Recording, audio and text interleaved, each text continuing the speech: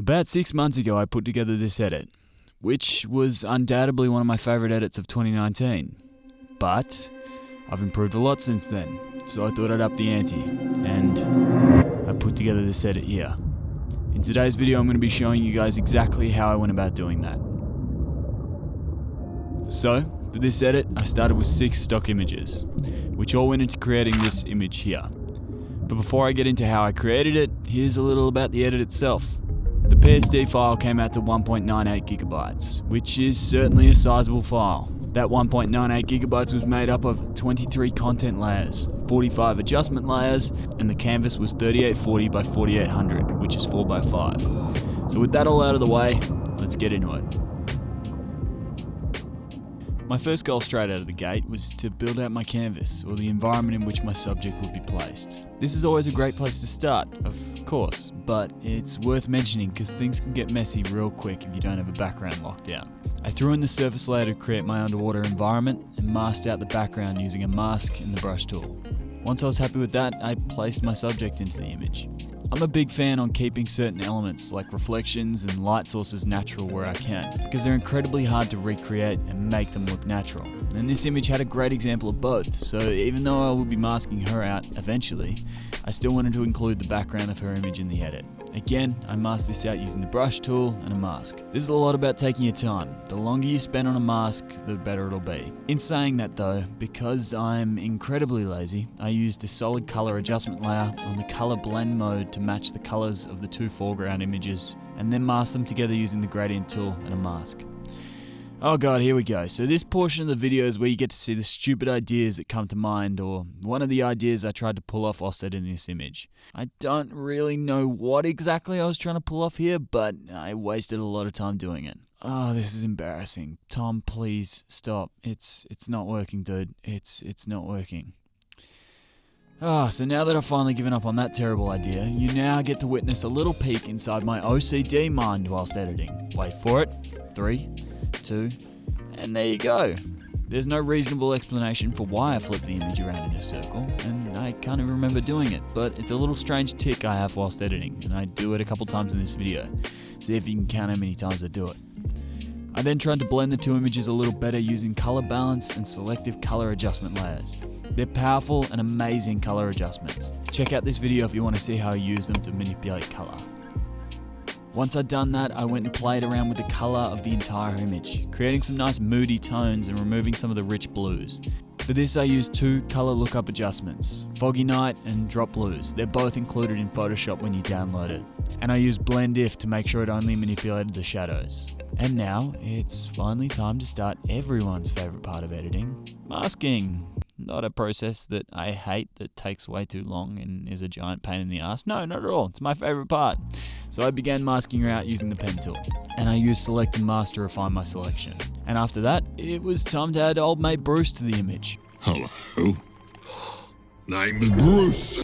Same deal, masking him out using the pen tool, and then refining the selection using the select and mask for some of the trickier details, like his teeth and the details on his fin. I'm not really sure what these are. But one Bruce wasn't quite enough for me.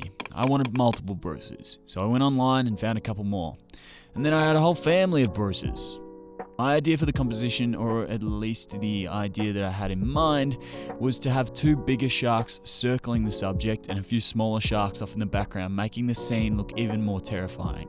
So I placed who I'm calling Breaching Brucey here in the background, and added a nice blur to show the depth of field using Gaussian blur. And then I masked out 1 more Bruce to make up the 3 Bruces that would fill my composition. God, if I have to say Bruce one more time, my lips are getting so tired. Trying to say Bruce, my God.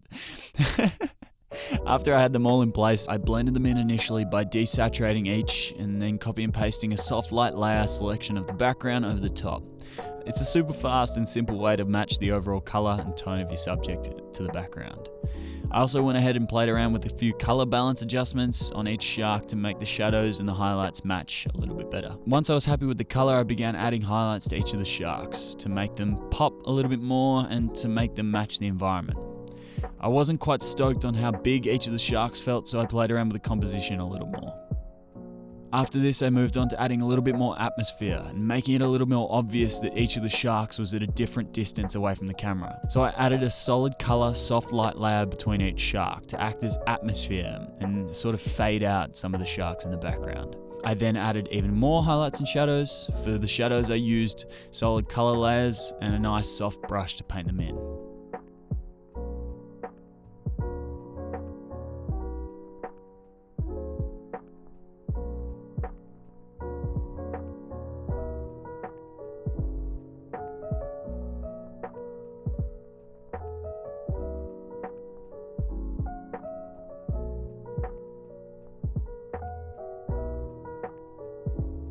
Now here's an important part and a good little pro tip. When matching tones in a composition, turn your image to black and white. It'll make your shadows and your highlights more pronounced and clearly show any imperfections that need to be changed. Here I just noticed that the blacks on each shark didn't quite match the blacks on my subject, so I used curves adjustment layers to soften the blacks. From here, I went and painted in some light rays over the shark using a soft pressure sensitive brush and a solid color adjustment layer. And here is the most satisfying part of this video. Watch carefully as I reorganize all of my layers into their specific folders.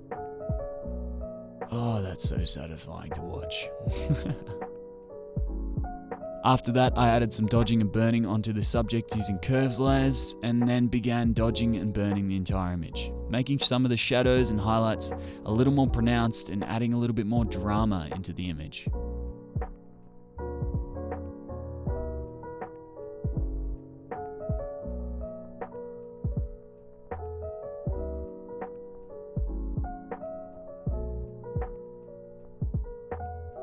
Once I was happy with this, I messed around with the colors once again, using color balance, selective color, and color lookup adjustment layers to create that moody feel I was going for. And then, at the 11th hour, I decided that I didn't actually like the original background. So I went back, added a nice juicy highlight to a new background and smacked the new one in there. After this, I messed around with some more dodging and burning, adding even more highlights and shadows, moved the composition around a tiny little bit, and then it was time to throw this thing into Camera Raw and make it a certified banger. And voila, the finished product from just over 3 hours of editing.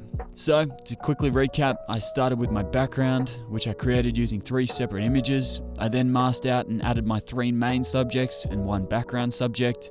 I blended all of these together using a combination of color adjustments, dodging and burning, and other adjustment layers. And then I added a couple more sharks, whacked it all into Camera Raw, and came away with an image guaranteed to ensure that you are never ever going swimming in the ocean ever again.